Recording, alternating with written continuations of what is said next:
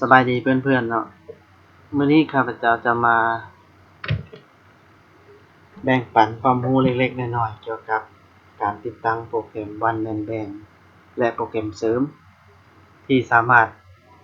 เล่นคาราโอเกะหรือว่าเล่นซาวด์ฟอนต์ต่างๆของ Yamaha PSR 950หรือ990เนาะที่เราสามารถนำซาวด์หรือว่าสไตล์ต่างๆเนาะมาเล่นได้คือกับคีย์บอร์ดในรุ่นใหญ่ๆเนาะให้เสียงมันสมจริงเข้ามาเริ่มกันเลยเนาะเข้าไปหาโปรแกรมเพื่อติดตั้ง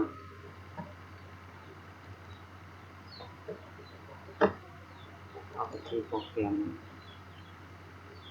One Man Band เนาะ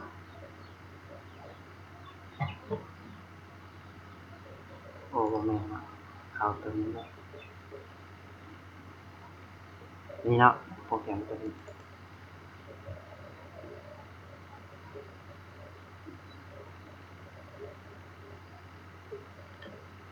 ติดลง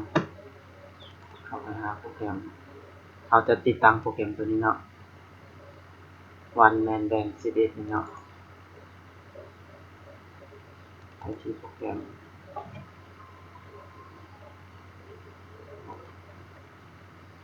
เข้าไปกดเลยตัวนี้เนาะนี่เนาะตัวนี้เนาะ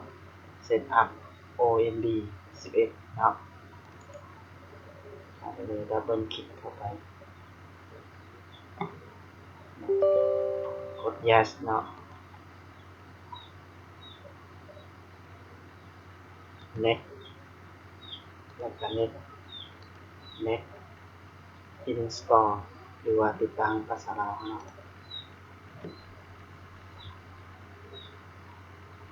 โอเคเนาะก็ได้เราจะบ่ให้มันรันเองเนาะกด finish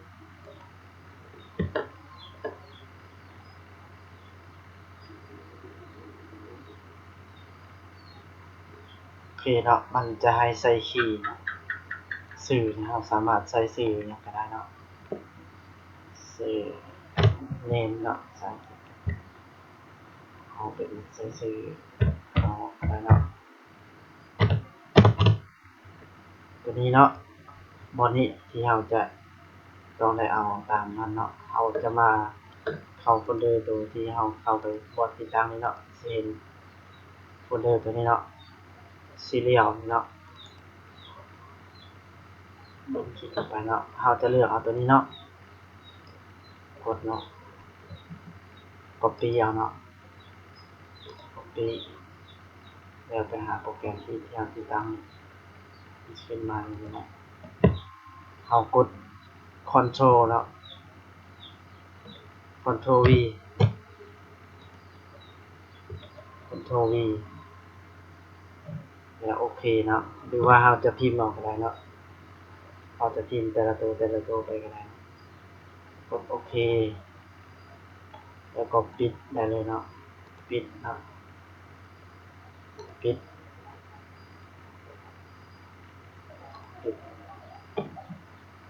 แล้วโปรแกรมมันจะรันขึ้นมาเนาะปึ๊บเมื่อเราติดตั้งขึ้นมามันจะเป็นหน้าตาแบบนี้เนาะโปรแกรมเนาะเดี๋ยวเข้าไปในน้อยจังเลยคอมอาจจะช้าเนาะแต่ก็บ่เป็นหยังสามารถเห็นได้เนาะเป็นขึ้นมาเนาะโอ้น้อยกว่าเนาะ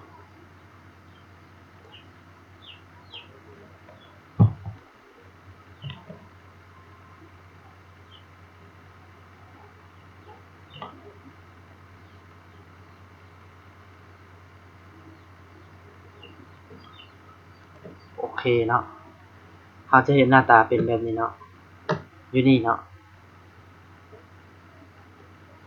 exit นี่หรือว่า F1 F2 F3 ยังบ่ทันมีหยังเนาะบ่มีคอร์ดบ่มีหยังขึ้นมาว่าตัวนี้มันมากับโปรแกรมเลยเนาะเราบ่ทันได้ตกแต่งหยังเนาะ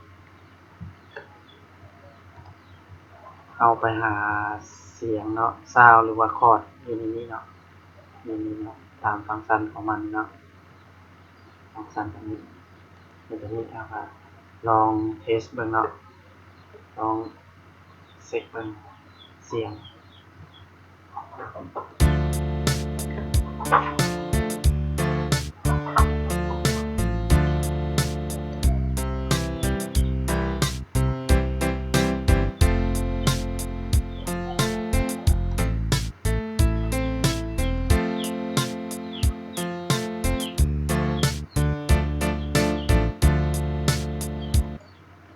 เนาะตัวนี้เป็นสไตล์เนาะตัวนี้เนาะเป็นสไตล์ของเพลงเนาะคันทรีบอลเนาะ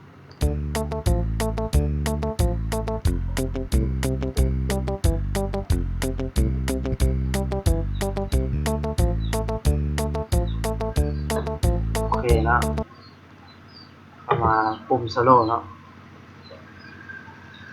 เสียงเราเลือกเสียงคีย์บอร์ดกีตาร์เนาะปุ่มโซโล่มันอยู่นี่เนาะเอามา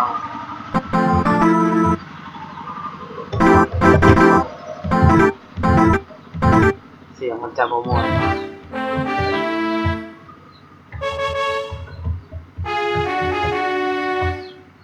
เสียงมันจะบ่ม่วนเนาะตัวนี้แม่นมากครับเครื่องตัวนั้นเนาะโอเคเนาะวันนี้เอาพอสำนี้เนาะมื้อหน้าเราจะมา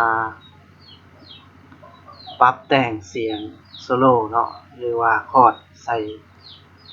ปุ่มทางเทิงนี่เนาะปุ่ม F1 F2 จนถึง F12 เนาะติดตามวิดีโอหน้าเนาะอย่าลืมกดติดตามหรือว่ากด Subscribe ทาง YouTube ของข้าพเจ้าได้เนาะเพื่อจะรับชมวิดีโอหน้าเนาะวิดีโอหน้าเราจะมาเรียนรู้เกี่ยวกับการใช้ปุ่มโซโล่หรือว่าเอาปุ่มโซโล่ขึ้นมาเรียนแบบนี้เนาะหรือว่าแก้ไขปุ่มต่างๆเนาะเราจะเสริมแต่งหรือว่าเอาซาวด์เอาโปรแกรมเสริมเข้ามาเติมดังใดก็ขอฝากกดติดตามเด้อทาง YouTube เพื่อจะเรียนรู้ในวิดีโอหน้าเนาะเราจะมาสอนอย่างและสามารถคอมเมนต์ได้ทาง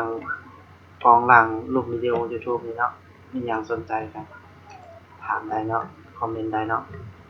ขอขอบใจที่รับชม